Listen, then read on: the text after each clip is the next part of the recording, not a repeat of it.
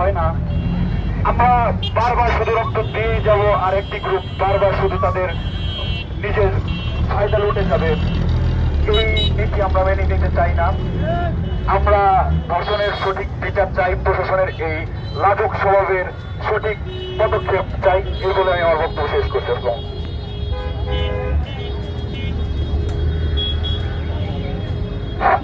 আমরা আন্তরিকভাবে দুঃখ প্রকাশ করছি। একটু পরে যেহেতু আমাদের ইফতারি সময় হয়ে যাবে, তো যারই নাম ঘোষণা আমরা সংক্ষিপ্ত সময়ের মধ্যে শেষ করব। এই মুহূর্তে আমাদের মাঝে কথা বলবেন বৈষম্য বিরোধী ছাত্র আন্দোলনের যুগ্ম আহ্বায়ক ফাহাদ হাসান।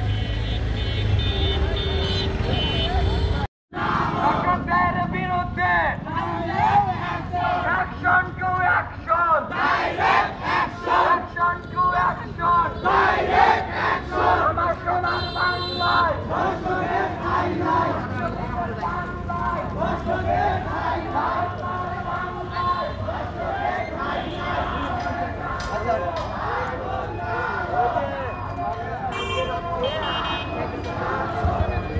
বলে বোঝাতে হয় না, আমরা বারবার শুধু রক্ত দিয়ে যাব, আর একটি গ্রুপ বারবার শুধু তাদের নিজের ফায়দা লুটে যাবে। এই নীতি আমরা মেনে নিতে চাই না। আমরা ধর্ষণের সঠিক বিচার চাই, প্রশাসনের এই লাজুক স্বভাবের সঠিক পদক্ষেপ চাই। এই বলে আমি আমার বক্তব্য শেষ করছি।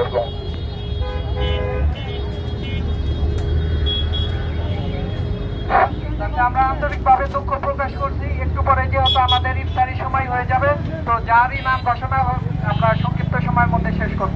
এই মুহূর্তে আমাদের মাঝে কথা বলবেন বৈষম্য বিরোধী ছাত্র আন্দোলনের যুগ্ম আহ্বায়ক ফাহাদ হাসান।